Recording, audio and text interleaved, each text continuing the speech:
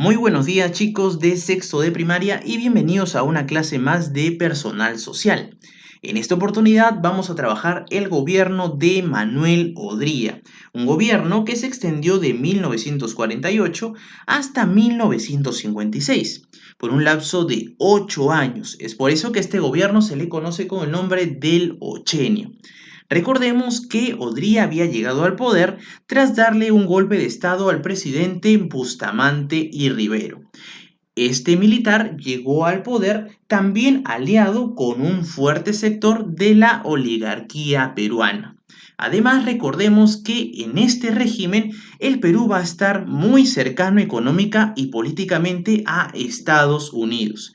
Va a ser una época también de mucha prosperidad y crecimiento a nivel nacional. Si quieres conocer todos los detalles sobre este tema, quédate hasta el final del video. El gobierno del general Odría duraría 8 años, y en realidad este comprende dos etapas. La primera fue ejercida tras el golpe de Estado que le dieron a Bustamante y Rivero, formándose así una junta militar hasta 1950. Y la segunda etapa de 1950 a 1956 sería la de un gobierno constitucional. Prácticamente en la Junta de Gobierno, que duró 2 años, se vivió plenamente en una dictadura. Sin embargo, era necesario que el presidente Odría se haga pues un presidente legal y constitucional. Para ello se convocaron elecciones en el año 1950 y Odría tuvo que dejar de ser parte de la Junta de Gobierno, otorgándole temporalmente el mando de la Junta Militar al general Zenón Noriega. Es así como se convocan a elecciones, pero sin embargo esto genera protestas, sobre todo en Arequipa, especialmente el 13 de junio de 1950, en la que los arequipeños tomaron su plaza de armas e incluso formaron otra junta de gobierno. El general Ernesto Montagne, candidato a las elecciones y rival de Odría, fue acusado de generar este movimiento revolucionario en Arequipa y pues fue retirado de la candidatura.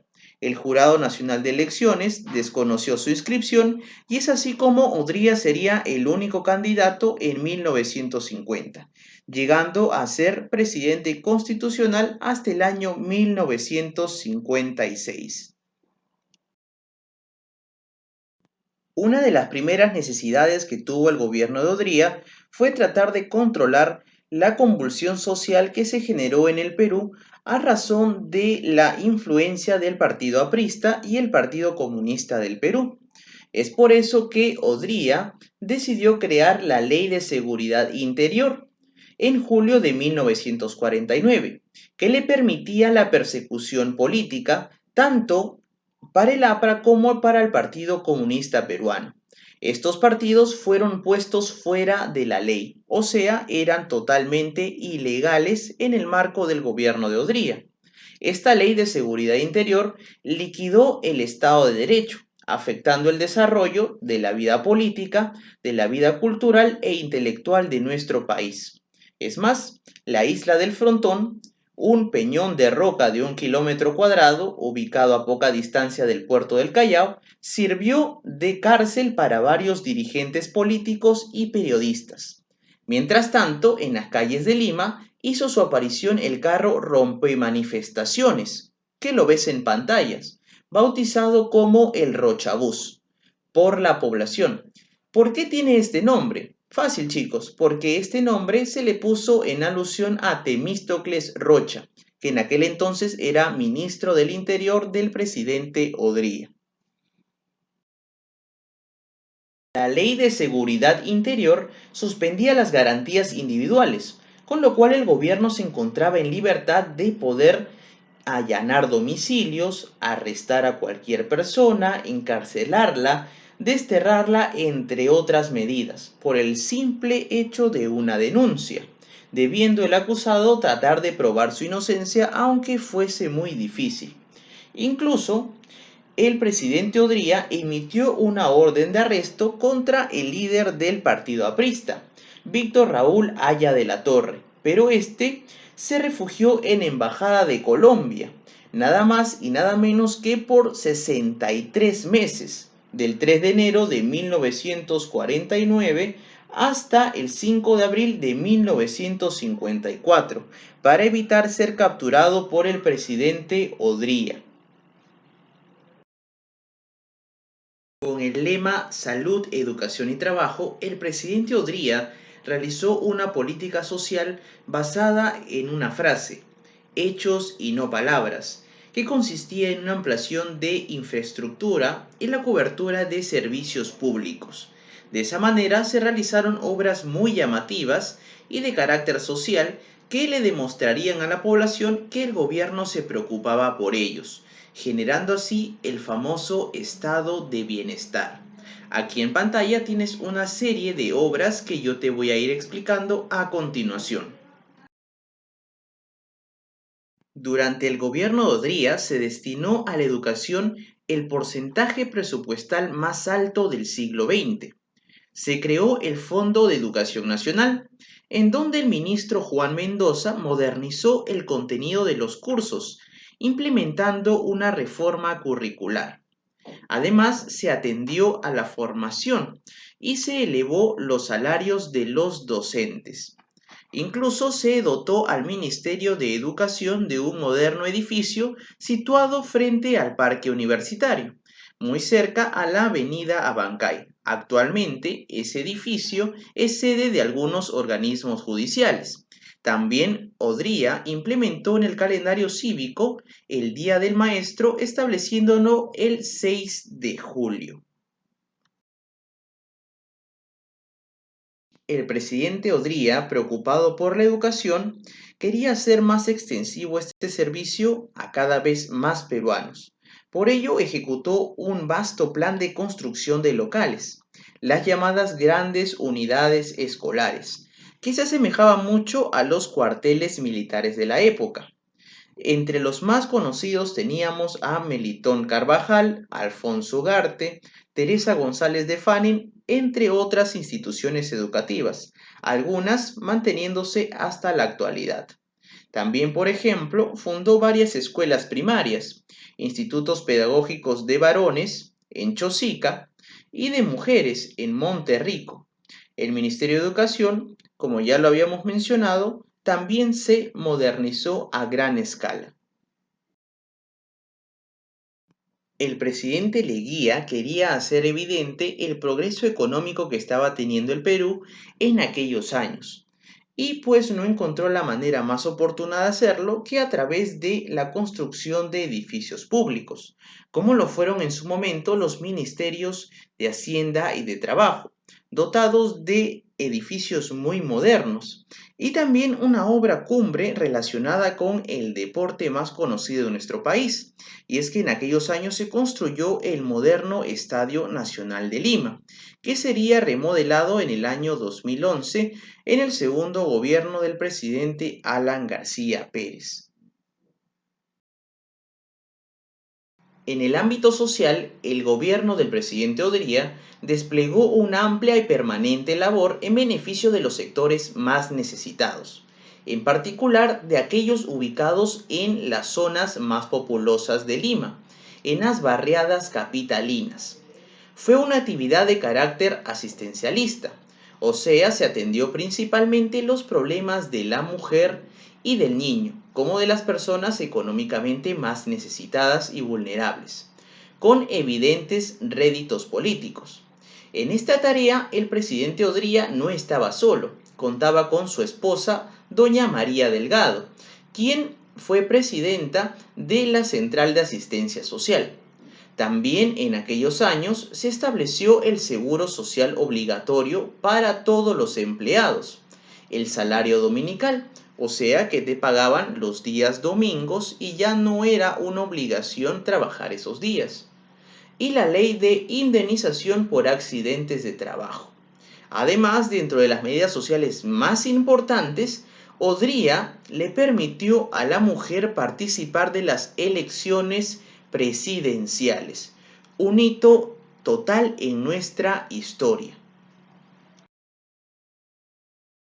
Durante el régimen del Ochenio se realizó un importante plan de construcción vial, mejorando a gran escala las carreteras que existían en nuestra ciudad y abriendo otras hacia el interior del país, especialmente hacia la zona andina. A nivel del servicio médico se construyó el Hospital Central del Seguro Social del Empleado, hoy conocido como el Hospital Edgardo Rebragliati Martins, en Lima, que por cierto se encontraba convenientemente equipado y era uno de los más modernos de nuestra ciudad. También se construyeron otros hospitales como el Hospital Naval y el Hospital Militar. Para 1950 se fundó en el Perú el CAEM, el Centro de Altos Estudios Militares, a cargo del general José del Carmen Marín Arista. Los orígenes de la institución se remontan a la necesidad que tenía nuestro país de crear un centro académico para que así los oficiales superiores peruanos fueran instruidos en la responsabilidad del alto mando militar. Así formaban el alto mando del ejército y estudiaban cuestiones importantes relacionadas a la defensa nacional. En el gobierno de Odría se generó una gran bonanza económica en nuestro país, producto de una coyuntura mundial en la cual se estaba desarrollando la Guerra de Corea. Y es que Corea del Norte y Corea del Sur estaban en un enfrentamiento militar. Corea del Norte estaba siendo apoyada por la Unión Soviética, mientras que Corea del Sur estaba siendo apoyada por los Estados Unidos. Este enfrentamiento estimuló la inversión extranjera en nuestro país y también acrecentó las exportaciones peruanas de algodón, azúcar, metales y lana, muy necesarios para este enfrentamiento que les acabo de mencionar. Además, podemos decir que se brindaron beneficios tributarios a la inversión extranjera, sobre todo la inversión norteamericana. Es así como, por ejemplo, también se desarrolla en el Perú una gran política industrial. En consecuencia, hubieron operaciones mixtas, extranjeras y nacionales. Por ejemplo, los extranjeros traían el dinero, la maquinaria y la supervisión técnica, mientras que los nacionales, al contar con el conocimiento de nuestro mercado, brindaban a los extranjeros los diversos contactos y conocimientos para tratar con las dependencias gubernamentales y los sindicatos de trabajadores. Podemos decir que en aquel gobierno, el gobierno del presidente Odría, hubo una cercanía bastante amplia con Estados Unidos y nuestra política económica era de libre mercado. Todas estas políticas económicas fueron recomendadas por Estados Unidos para el año 1949, en la cual este país norteamericano envió la misión Klein, liderada por Julius Klein, que le recomendó al presidente Odría un tipo de cambio libre y un bajo nivel de impuestos, para así promover la inversión extranjera y el mayor desarrollo industrial de nuestro país.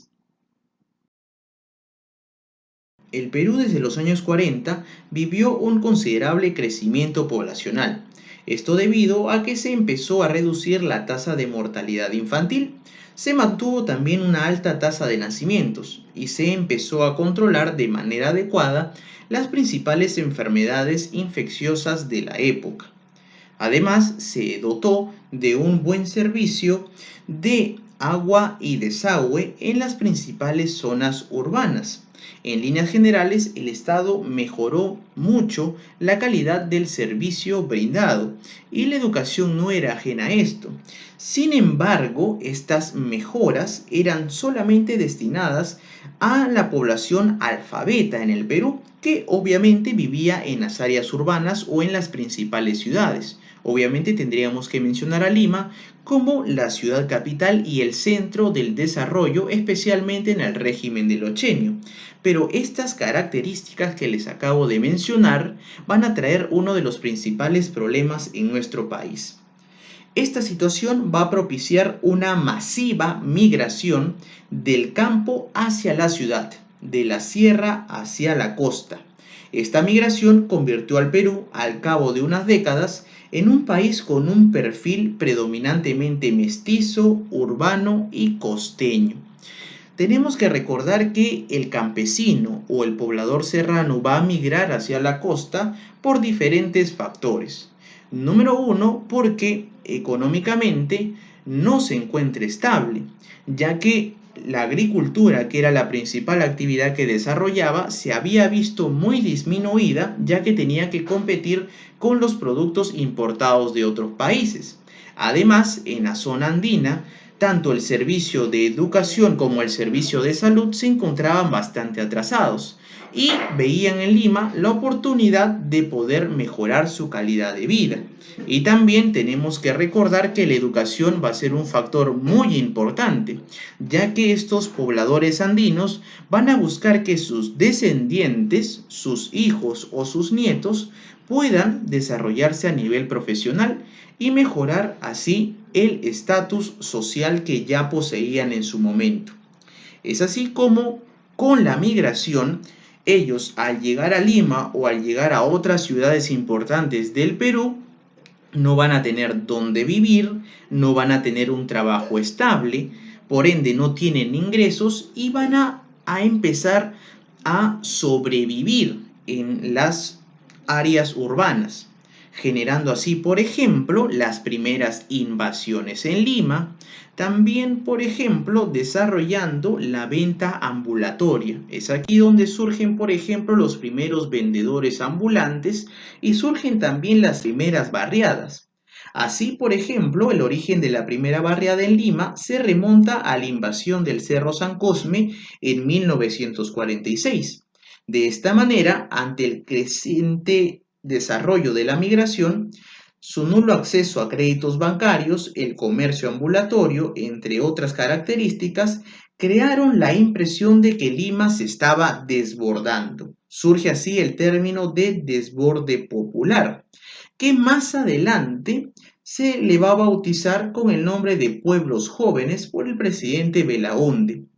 En este proceso aparece el personaje del mestizo ilustrado, o sea, el hombre proveniente del mundo campesino que viene de la sierra, cuyos padres no han tenido una formación académica, no fueron al colegio. Eran ahora, de repente, estos descendientes, profesores, abogados, ingenieros. A este proceso de superación se le conoció como la cholificación, es decir, la incorporación de la población campesina a las principales ciudades. El cholo era el antiguo indígena que gracias a su educación y al esfuerzo personal había ascendido socialmente y logrado una integración parcial a la sociedad urbana. Esta cholificación fue un término creado por Aníbal Quijano, que comenzó a cuestionarse los roles sociales adscritos a las razas. Muy bien chicos, eso ha sido todo por el tema de hoy. Espero que este video haya sido muy productivo y que les ayude sobre todo a desarrollar las actividades que se les va a asignar en el sistema Cubicol. Conmigo ha sido todo en esta oportunidad y espero verlos muy pronto. Cuídense.